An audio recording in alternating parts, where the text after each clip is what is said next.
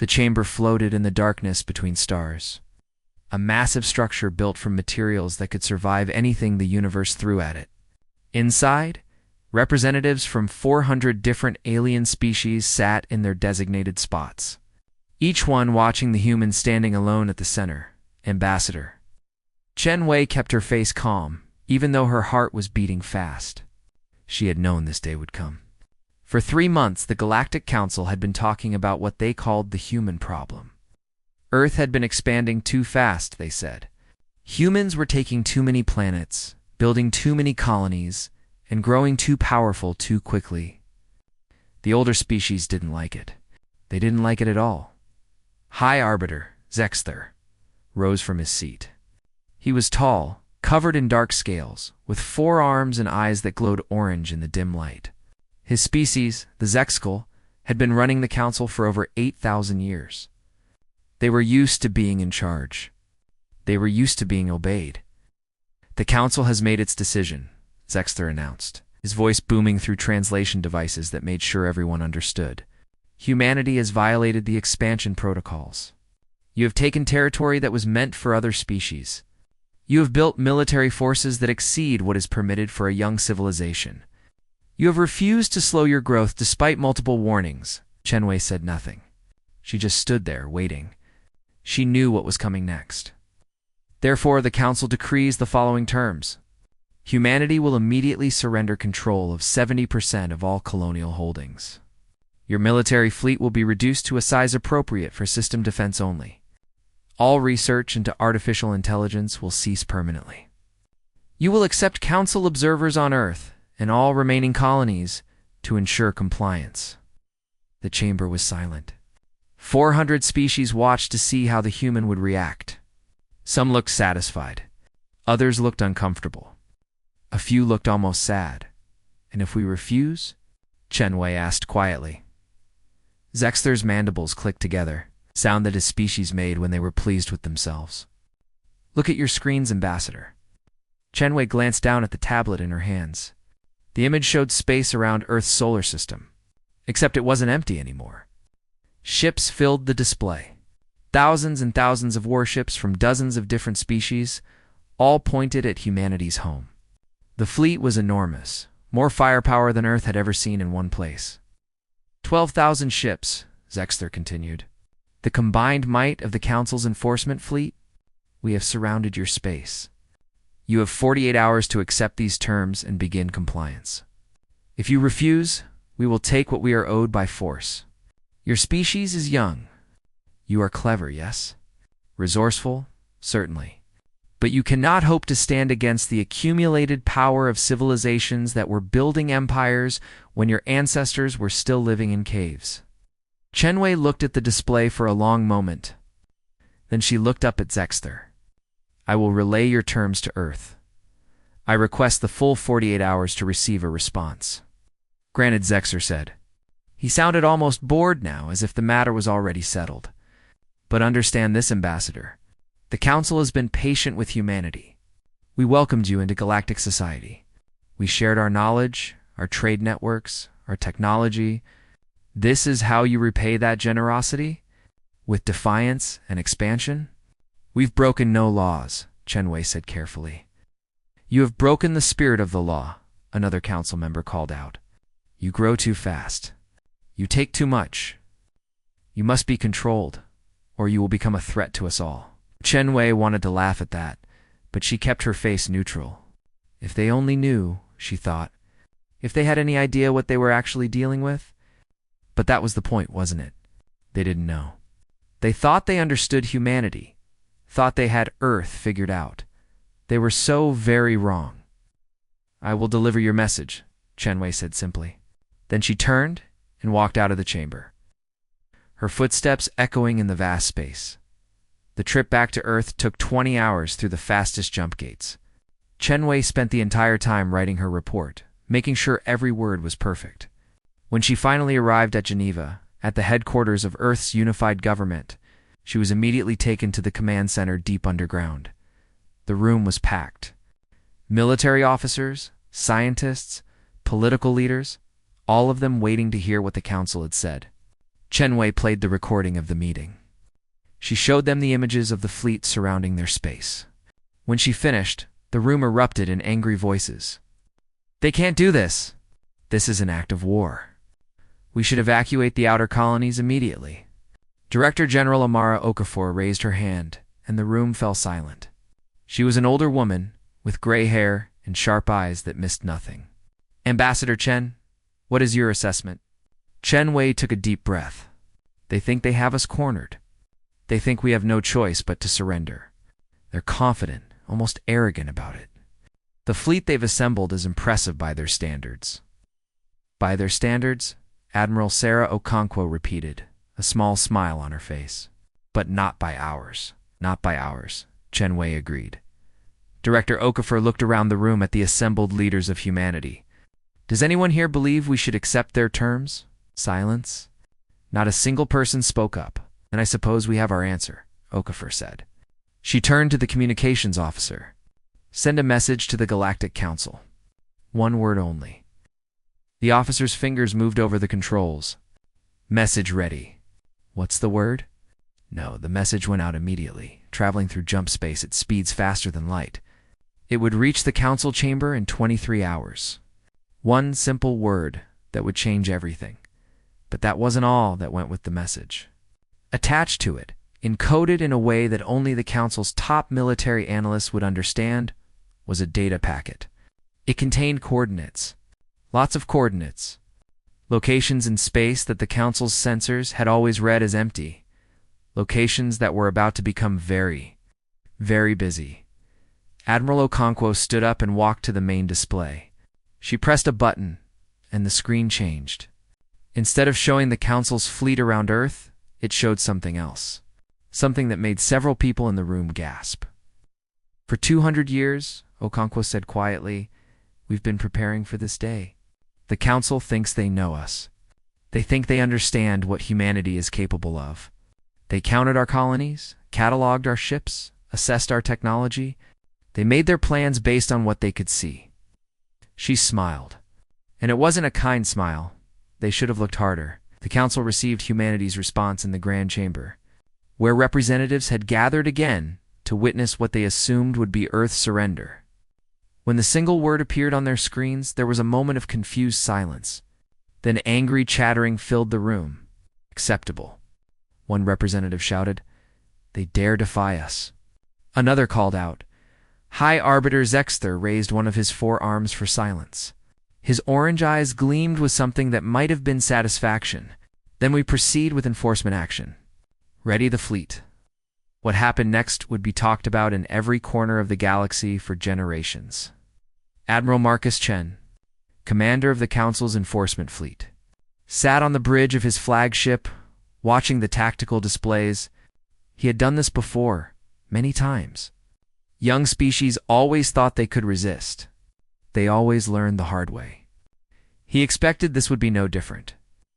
All ships report ready, his tactical officer announced. We have complete containment of human space. They have nowhere to run. Good, Admiral Chen said. Begin standard intimidation protocol. Move the fleet closer to Earth. Let them see what they're facing.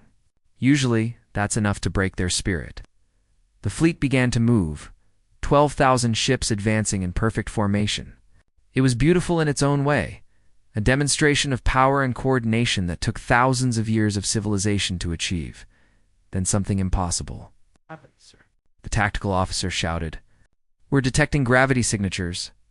Multiple contacts appearing all around us. That's impossible, Admiral Chen said, standing up quickly. Our sensors show empty space in all directions except Earth. Where are these contacts? Everywhere, sir. They're just appearing.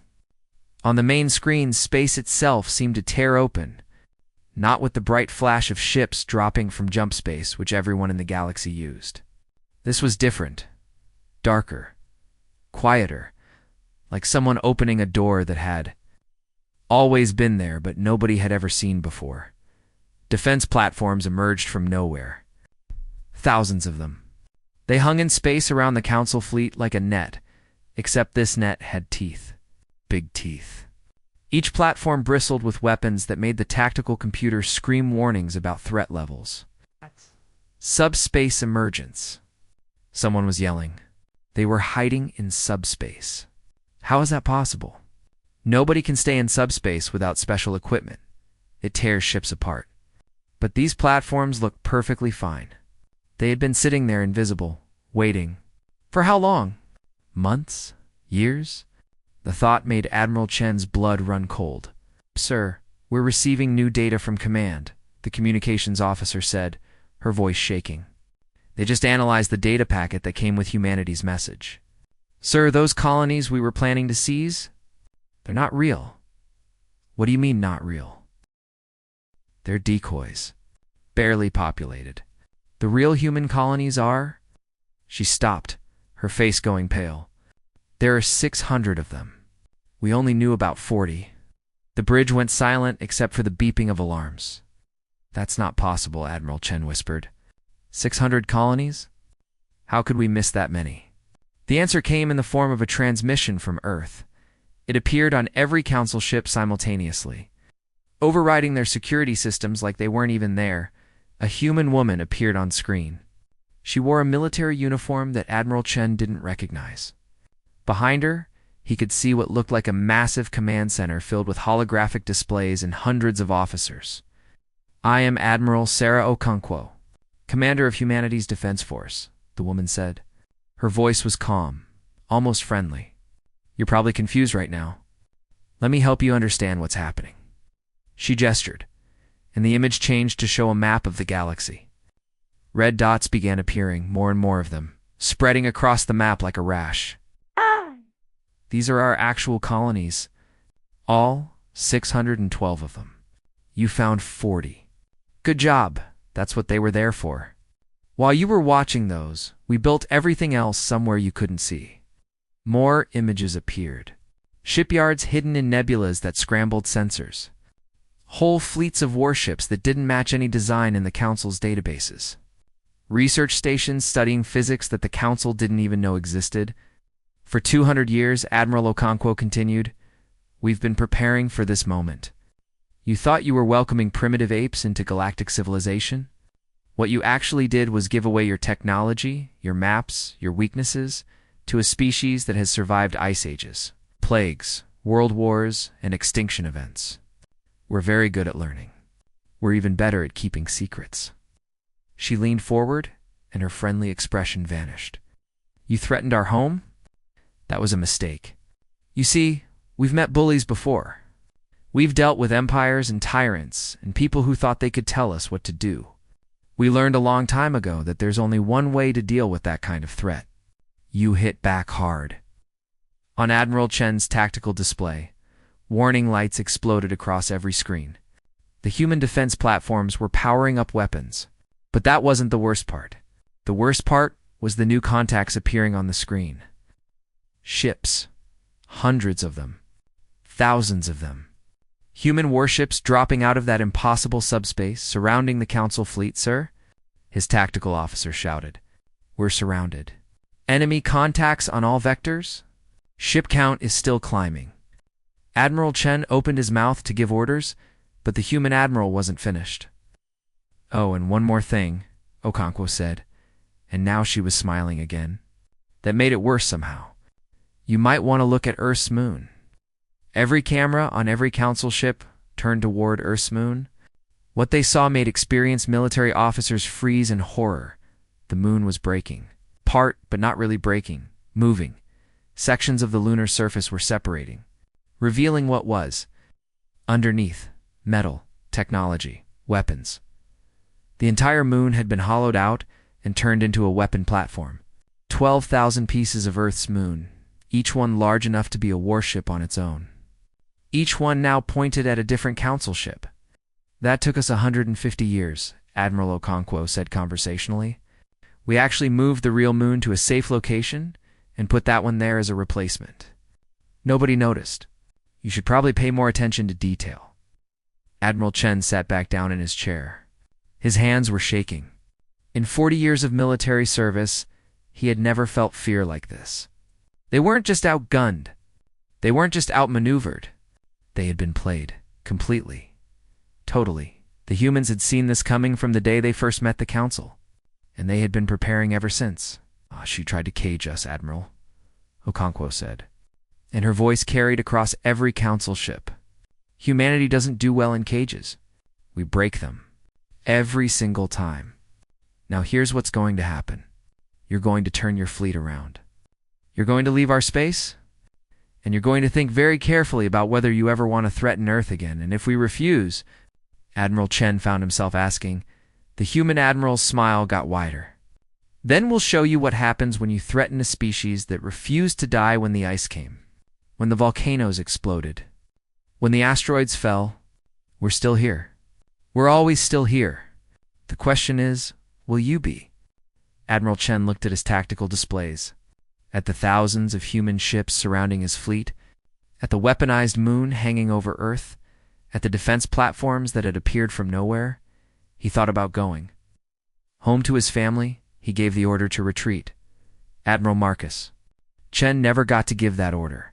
Before his hand could reach the communication controls, his tactical officer screamed. Incoming! Multiple missile launches from the platforms. They're firing. The Battle of Seoul had begun. It would last exactly 11 minutes and 34 seconds. The Council fleet tried to scatter. Tried to bring their shields up and weapons online, but the humans had planned for this. They had studied Council military tactics for 200 years. They knew every defensive protocol, every standard response, every tactical doctrine that the Council taught to its officers, and they had designed their weapons specifically to counter all of it. The first wave of missiles didn't just fly through space. They disappeared mid-flight and reappeared inside the Council ship's shields. The defensive barriers that were supposed to protect the ships meant nothing when the attack came from inside. Explosions blossomed across the fleet like deadly flowers. How are they doing that? Someone on Admiral Chen's bridge shouted. Shields are still up. They're using some kind of spatial folding, the science officer replied, her voice shaking. The missiles are traveling through folded space. They're not actually crossing the distance. They're just stepping across it. Our shields don't register any penetration because technically there isn't one. Admiral Chen watched as 3 cruisers simply ceased to exist, torn apart by weapons that shouldn't have been possible. Return fire. All ships, weapons free. The Council fleet was the most powerful military force in the galaxy. They had weapons that could crack planets, energy beams that could cut through any known material, missiles with warheads that burned hotter than stars. They unleashed all of it at once. For a moment, space itself seemed to scream with the amount of energy being thrown around, but the human ships didn't die, as easily as they should have. Their shields flickered and held. Their hulls, made from materials the Council had never seen, absorbed hits that should have vaporized them. And when a human ship did take damage, what happened next horrified the Council forces even more. Fighter craft poured out of damaged, human vessels like angry insects from a disturbed nest. But these weren't normal pilots making tactical decisions. These pilots flew straight at Council capital ships, their small craft moving at speeds that should have killed anyone inside. When they ran out of missiles, they used their guns. When they ran out of ammunition, they rammed. Admiral Chen watched in disbelief as a human fighter, trailing atmosphere and clearly damaged, deliberately flew into the engine port of a Council battlecruiser. The explosion took out the entire engineering section.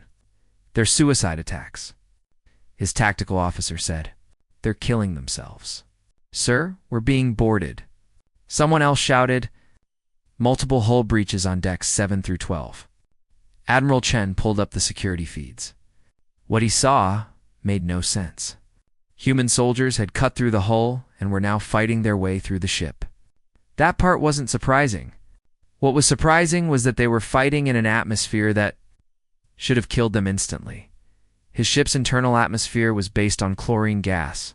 It was poisonous to most species in the galaxy, including humans. He had read the reports. Human lungs couldn't process it. It should have killed them in seconds. But these humans wore suits with full face masks, and they just kept coming.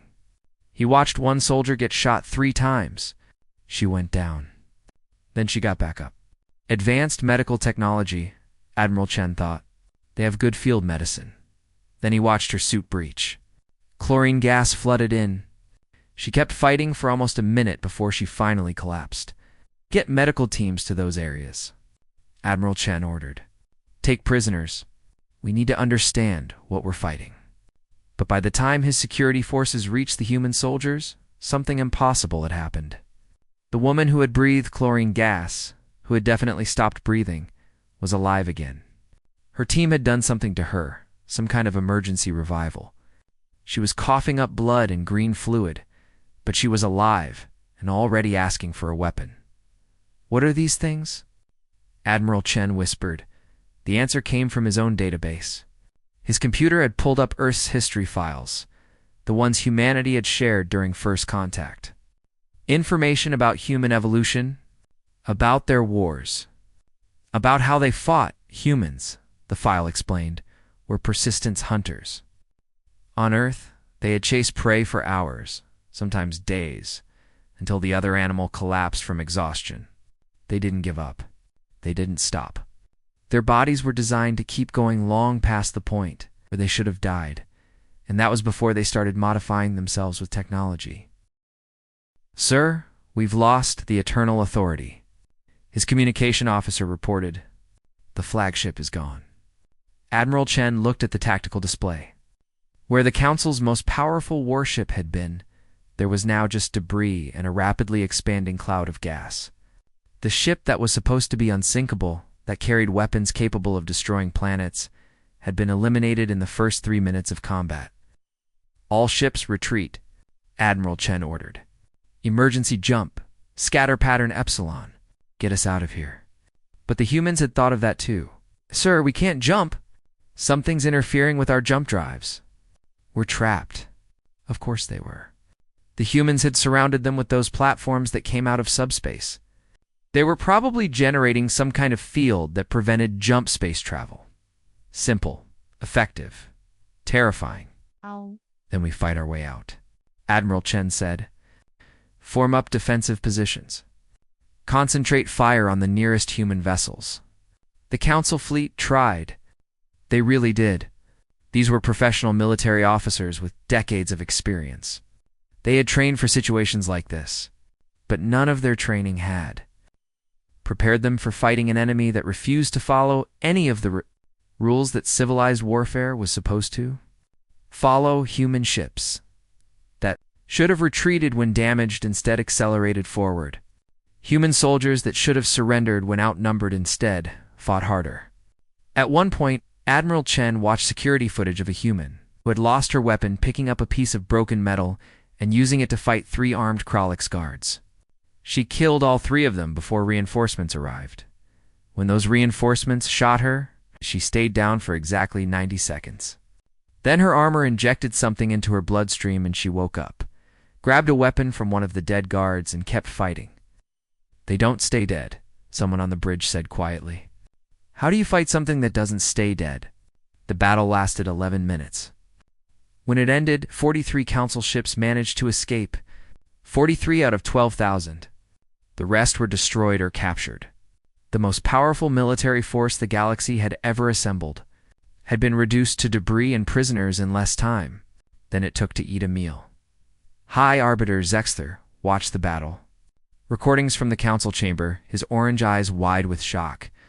Around him, representatives from 400 species sat in stunned silence. This is impossible, Zexther finally said. How could we have missed this? How could we not have known? Ambassador Chen Wei's face appeared on the screen. She was back on Earth now, standing in front of a window that showed human ships moving through space. Behind her, Earth's weaponized moon was slowly reassembling itself, the pieces sliding back together like a puzzle. You missed it because you wanted to, she said. You looked at humans and saw primitive apes. You saw a young species that needed guidance. You saw something you could control. You didn't see what we actually were because you didn't want to. That's the problem with empires. They always think they're looking down at the people they rule. They never consider that those people might be looking right back up, studying them, learning from them, and preparing for the day when they'd need to fight.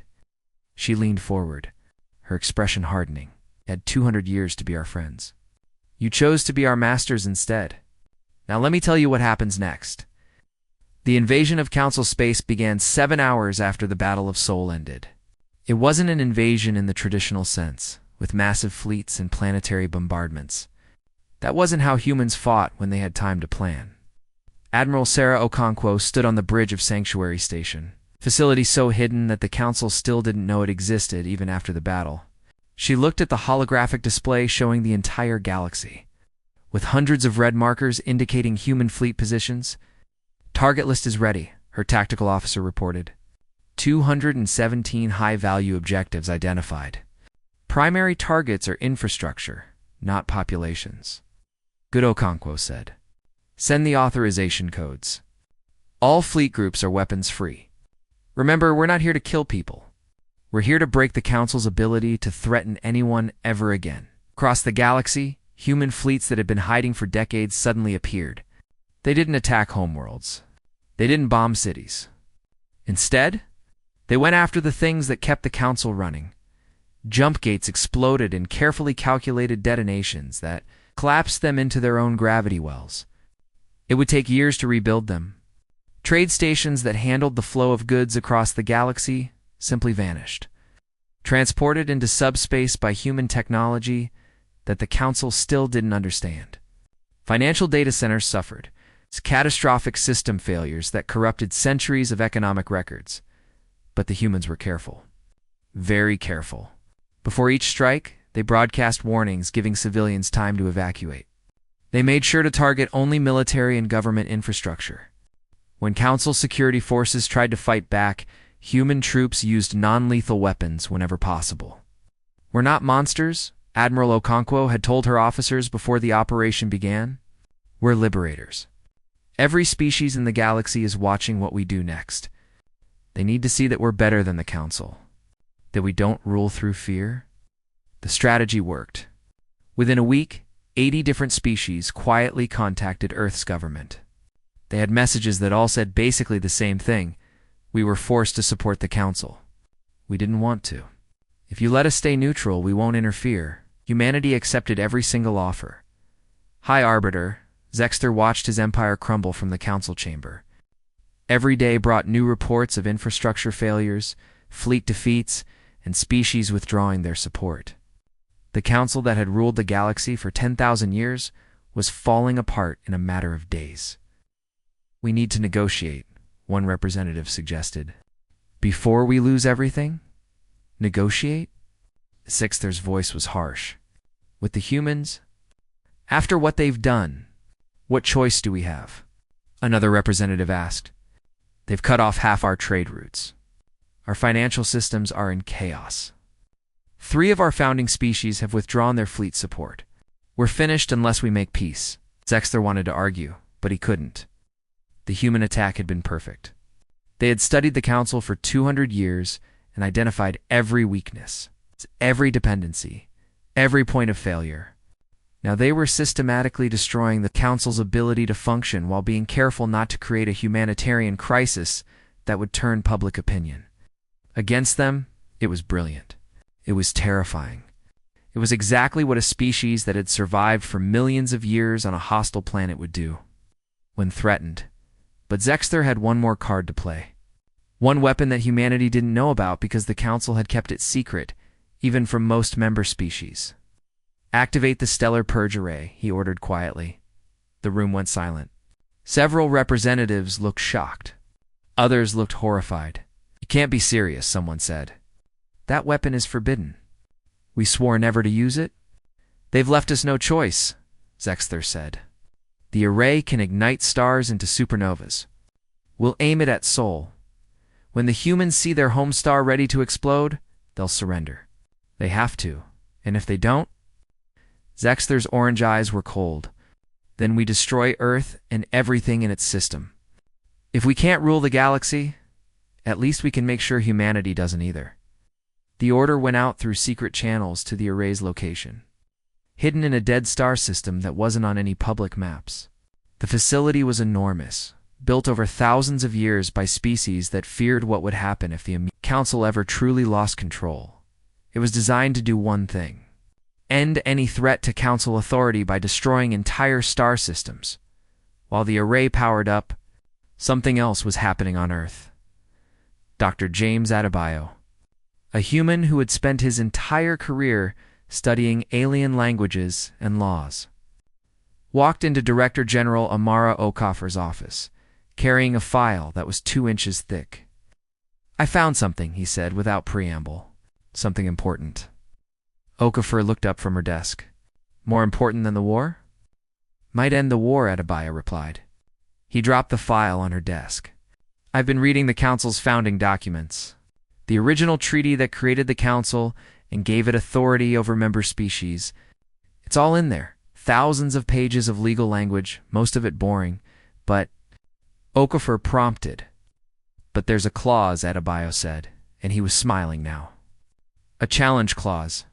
Any member species can challenge the Council's authority if they can prove the Council has violated its own founding principles. If the challenge succeeds, the Council is automatically dissolved and all its assets are redistributed to member species." Okafor sat up straighter. "Can we prove they violated their own principles?" Adebayo's smile got wider. "Oh, we can prove it. I've documented over 1,500 violations going back 3,000 years. Sovereignty violations, unauthorized military actions, suppression of developing civilizations. In 7 cases of genocide against species that refused to comply with illegal orders. Is this admissible?" "It's in their own records," Adebayo said. "They kept documentation of everything because they never thought anyone would challenge them. They were too powerful. Who would dare?" Okafor stood up and walked to her window. Outside, she could see Earth's sky, now filled with ships from human fleets returning from successful operations across the galaxy. "File the challenge. Do it officially, through proper channels. Make sure every species in the galaxy can see it." Transmitted on every frequency the Council used for official business. Within a day, every species in the galaxy knew that humanity had formally challenged the Council's right to exist. The trial was scheduled for 3 days later in neutral space. Representatives from every species would attend to witness whether the challenge would be accepted.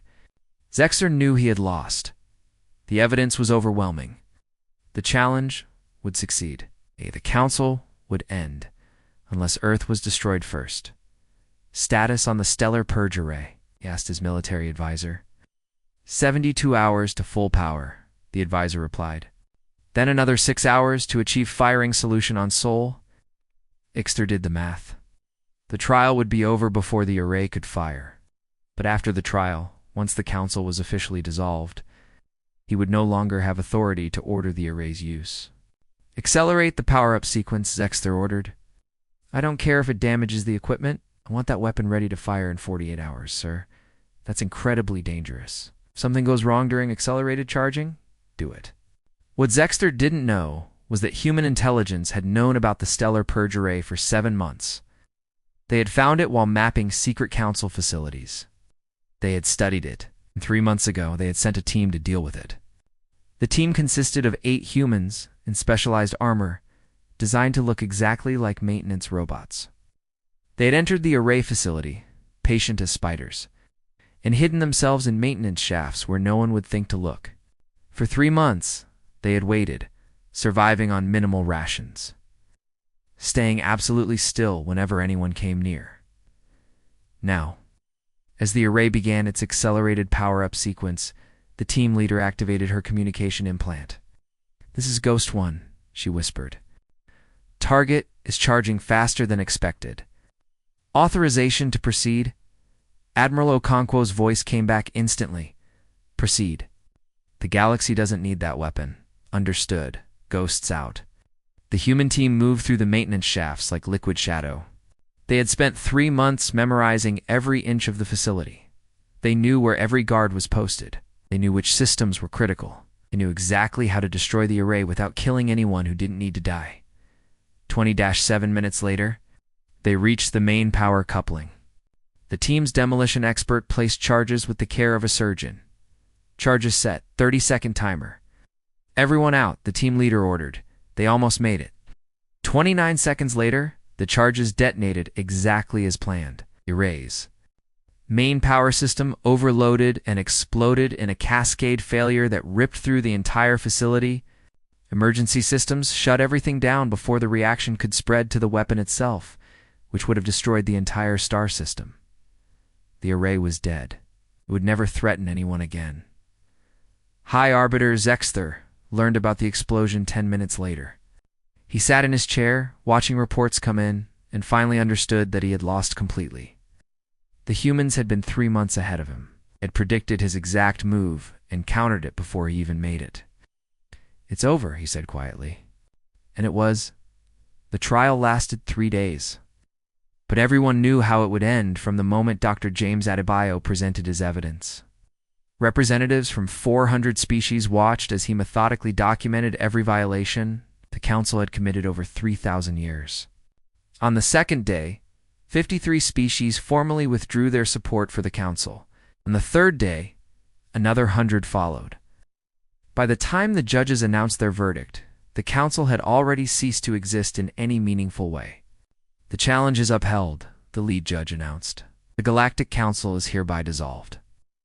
All assets, territories, and authority are to be redistributed among member species according to the original treaty provisions." High Arbiter Zexther sat in his designated spot, his orange eyes dim. Around him, other council leaders looked equally defeated. Some were angry, others just looked tired. Few seemed almost relieved. "What happens to us?" Zexther asked quietly. Ambassador Chen Wei stood to address the assembly. "That depends on you. Humanity isn't interested in revenge. We're not interested in ruling the galaxy. Just wanted you to stop threatening us and stop oppressing others." "Then what do you want?" Chen Wei gestured, and a holographic display appeared showing a proposed new government structure. "We want a real government. One with checks and balances. One where no single species or group can accumulate enough power to threaten everyone else. One where developing civilizations are protected, not exploited. One where membership is voluntary and rights are guaranteed." She paused, looking around the room at all the different species. "And we want everyone who's willing to participate peacefully to be part of it.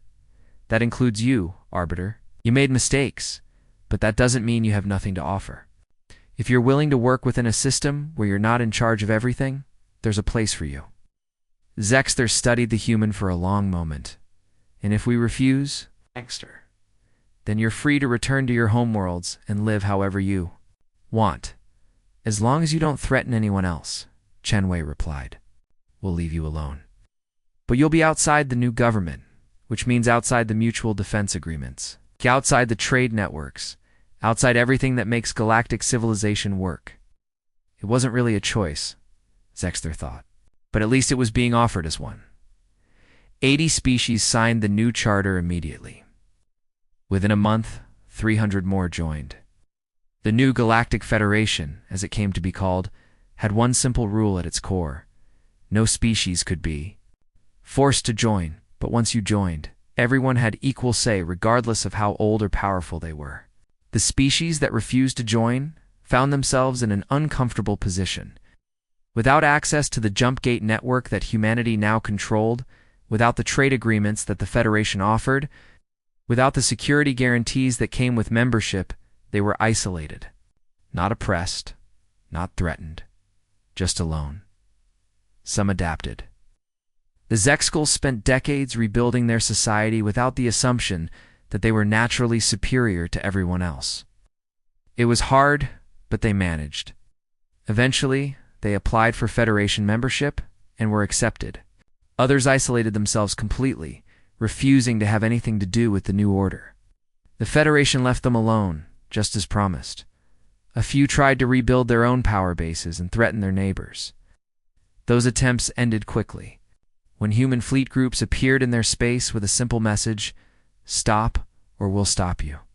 Nobody wanted to test whether the humans were bluffing. They had learned that humans generally didn't bluff. 6 months after the Council's dissolution, Admiral Sarah Okonkwo stood in what used to be the Council chamber, but was now the Federation Assembly. The place had been remodeled, instead of a hierarchical setup with a council above everyone else. All species now sat in a circle. Equal, that was the point. Her aide, a young officer named Marcus Chen, stood beside her. Admiral, do you think? They'll ever forgive us for what we did. Kunko watched as representatives from dozens of species debated a trade agreement. They were arguing, yes, but it was productive argument. Nobody was being threatened. Nobody was being forced. Forgiveness isn't what matters, she said. Understanding is what matters. For 10,000 years, the Council ruled through fear and power. They told developing species like us that we needed to be controlled, that we were too young and too dangerous to be trusted. We proved them wrong. How did we prove them wrong? Chen asked. We destroyed their fleet. We tore down their government. We're probably the most dangerous species in the galaxy now. Kinko smiled. That's exactly how we proved them wrong. We had the power to conquer the galaxy.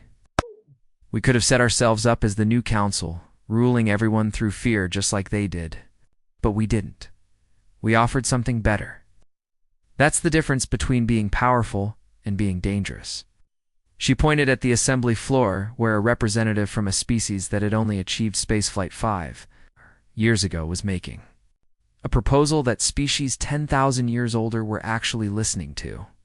We gave them something the council never did, Okenko continued. We gave them a choice, a real choice, not the illusion of it. That's what the council never understood. You can't build a lasting civilization by forcing people to obey. You build it by giving them reasons to cooperate. And what if someone decides not to cooperate? What if another threat rises? Then we'll deal with it, Okenko said simply. That's what we're good at, dealing with threats. But we'll do it the right way. We'll exhaust every peaceful option first. We'll give people chances to change. And only when there's no other choice will we show them why you don't threaten Earth. On Earth itself, people were still processing what had happened. For 200 years, they had lived with the knowledge that their civilization was secretly preparing for war.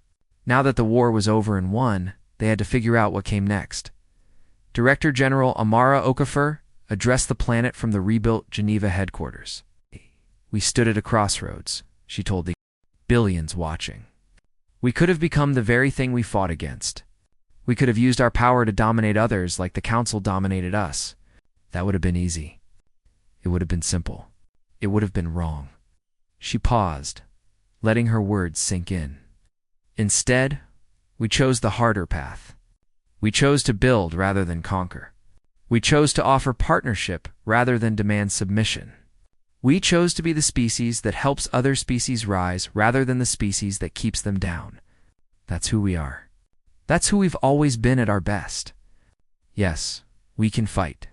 Yes, we can destroy. But we can also build. We can create. We can lift up others. And that's what we're going to do. The speech was broadcast across the galaxy. On 1,000 different worlds, people of hundreds of species watched and wondered if the humans really meant it.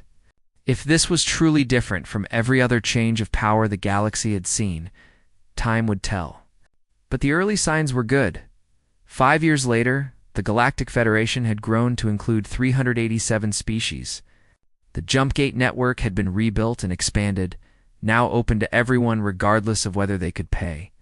Trade flourished. 3 species that had been on the verge of extinction due to environmental collapse received aid that saved them. 2 wars were prevented through diplomatic intervention. The galaxy was slowly and imperfectly becoming something better. Admiral Okenko, retired, stood on a balcony on Earth, looking up at the stars. Her old aide, now Admiral Marcus Chen, stood beside her. Do you ever wonder if we did the right thing? He asked. Every day, Okenko admitted. We killed a lot of people in that war. We destroyed a government that had stood for 10,000 years. We changed the galaxy forever. Of course I wonder if it was right. But I look up there, she gestured at the sky, and I see ships from 100 different species moving peacefully. I see species that were enemies working together. I see young civilizations being protected instead of exploited. And I think, yeah, we did the right thing. She turned to look at Chen. The Council thought they could cage humanity. They thought they could tell us where to go, what to do, how to live. They forgot that humans have been breaking out of cages since the first human decided they didn't want to be prey anymore. We don't do well with limits that someone else sets for us. So what do we do well with? Okinko smiled. Challenges. Give us a problem, and we'll solve it. Give us something that seems impossible, and we'll figure it out anyway. Tell us something can't be done, and we'll do it just to prove you wrong. The Council's mistake wasn't threatening us. Their mistake was thinking that because they were older and more advanced, that meant they were better. She looked back up at the stars. They learned the hard way that age and advancement don't mean much if you've stopped growing. If you've stopped adapting, if you've become so comfortable with power that you forget why you needed to be powerful in the first place. The Council ruled the galaxy for 10,000 years and thought that meant they always would. They forgot that empires fall, that power shifts, that nothing lasts forever. Except humans, apparently, Chen said with a slight smile. Except humans, Okunko agreed. We've been dying out for millions of years. Ice ages, supervolcanoes, asteroid impacts, plagues, wars, famines. Everything the universe could throw at us. And we're still here. Still adapting. Still surviving. Still growing. She put her hand on Chen's shoulder. That's what the Council never understood. They thought they were facing another species that wanted to rule. What they were actually facing was a species that just wanted to be free.